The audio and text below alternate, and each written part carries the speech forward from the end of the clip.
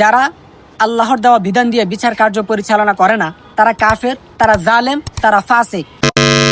আপনি যে শুয়ার খান না, এটার জন্য কি আপনার ঘরে পুলিশ থাকে?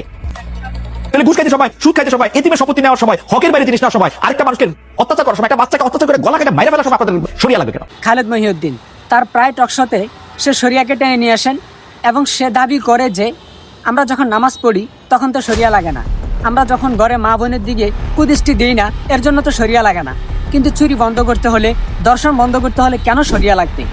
তাকে কেউ একজন বুঝিয়ে দিয়েন যে সে ঘরের ভিতরে তার মায়ের দিকে কখনো লোবাতুর দৃষ্টিতে তাকাবে না, সে কখনো তার বোনের দিকে কাম দৃষ্টিতে তাকাবে না। এর অ্যাগেনিস্টে সে যখন রাস্তায় একজন সুন্দরী সুশ্রী নারীকে দেখবে যে এমন টাইট ফিট পোশাক পরেছে যার দেহ অবয়ব স্পষ্ট দেখা যাচ্ছে, তখন কিন্তু তার কাম ভাব কাজ করবে।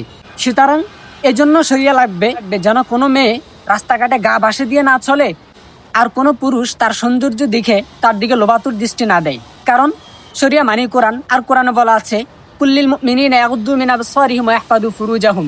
পুরুষদেরকে বলা হয়েছে তারা যেন তাদের দৃষ্টিকে অবনত রাখে, লজ্জাস্থানের হেফাজত করে। অপরদিকে নারীদেরকেও বলা হয়েছে ওয়াকুল্লিল মুমিনাতি ইয়াগুদ্দুনা মিন আবসারিহিন্না ওয়া ইয়াহফাযনা ফুরুজাহুন্না, তারাও যেন তাদের দৃষ্টিকে অবনত রাখে এবং লজ্জাস্থানের হেফাজত করে। সুতরাং শরিয়া থাকলে দর্শন হবে না, ইটস কমন। আর ববি হাজ্জাজ সে ডিরেক্টলি কোনো কথা বলে না, একটু ঘুরে পেঁচা বলে। আমরা দেখেছি বাংলাদেশ কখনো আফগানিস্তান হবে না, আমরা বেঁচে থাকতে, এবং তারা তাদের স্থানে পরিষ্কার যে নারীরা নেতৃত্ব দিতে পারবে, নারীরা নেতৃত্ব দিতে পারবে।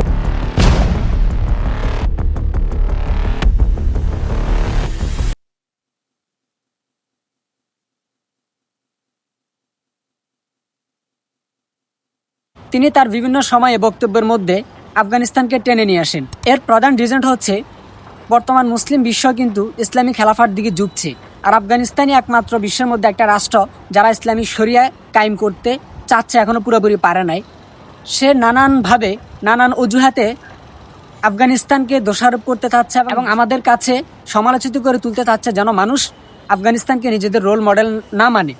এই তো কিছুদিন আগের কথা, গণশিক্ষা প্রতিমন্ত্রী ববি হাজ্জাজ একটি পডকাস্টে দাবি করে যে এবং আফগানিস্তানে তুমি যাও কোনো ট্রাক ড্রাইভার পাবে না যে বাচ্চাবাজ না। কিন্তু ববি হাজ্জাজের এই বক্তব্যটাকে যাচাই বাছাই করার জন্য বিটুইন দ্য লাইন ডেস্ক অনুসন্ধান করছে।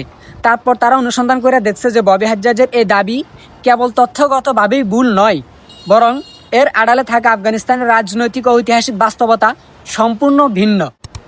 বাচ্চাবাজি আসলে কি? বাচ্চাবাজি মূলত একটি প্রাচীন ও চরম নিন্দনীয় প্রথা, যেখানে এই বয়স্ক সন্ধিকালের কিশোরদের যৌন শোষণ এবং বিনোদনের জন্য দাস হিসেবে ব্যবহার করা হয়। এই হতভাগ্য কিশোরদের সাধারণত নারীদের পোশাক পরিয়ে নাচতে বাধ্য করা হয় এবং অধিকাংশ ক্ষেত্রে তারা পাশবিক ও জৈবিক নির্যাতনের শিকার হয়। এরা মূলত আসলে অত্যন্ত দরিদ্র, ছিন্নমূল বা এতিম হয়ে থাকে। অনেক সময় চরম দরিদ্রতার কারণে পরিবার টাকার বিনিময়ে তাদেরকে সন্তানদেরকে বস্তুনিষ্ঠদের হাতে তুলে দিতে বাধ্য হয়। তবে ববি হাজ্জাজ দাবি করেছে যে আফগানিস্তানের সব ট্রাক চালকই এর সাথে সম্পৃক্ত, যা সম্পূর্ণ ভিত্তিহীন।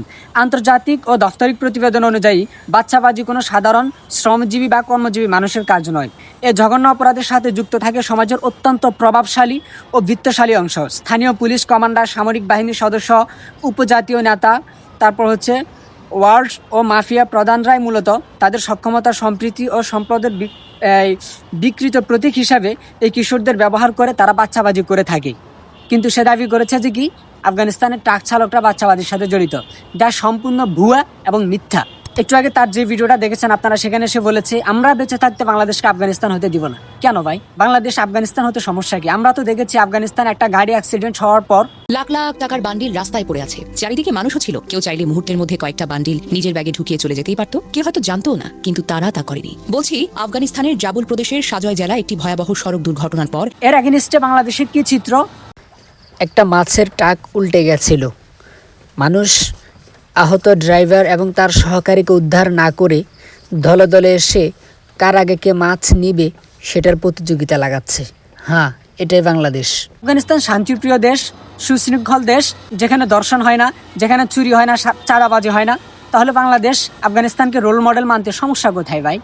এসব নাস্তিক্য এবং ইসলাম ফোবিয়া চিন্তা ভাবনা থেকে আমাদেরকে বেরিয়ে আসতে হবে। শরিয়া নিয়ে কোনো কম্প্রোমাইজ নাই। আল্লাহ তাআলা বলেছেন ওমাল্লাম ইয়াহকুম বিমা আনজালাল্লাহু ফাউলাইকা হুমুল ফাসিকুন, অপর জায়গায় বলেছেন ফাউলাইকা হুমুজ জালিমুন, অপর জায়গায় বলেছেন ফাউলাইকা হুমুল কাফিরুন। যারা আল্লাহর দেওয়া বিধান দিয়ে বিচার কার্য পরিচালনা করে না তারা কাফের, তারা জালেম, তারা ফাসিক। এমনকি আল্লাহ তাআলা আরো বলেন, ওমা কানা লিমুমিনিন ওয়ালা মুমিনাতিন ইযা কাদাল্লাহু ওয়া রাসূলুহু আমরান আন ইয়াকুনা লাহুমুল খিয়ারাতু মিন আমরিহিম।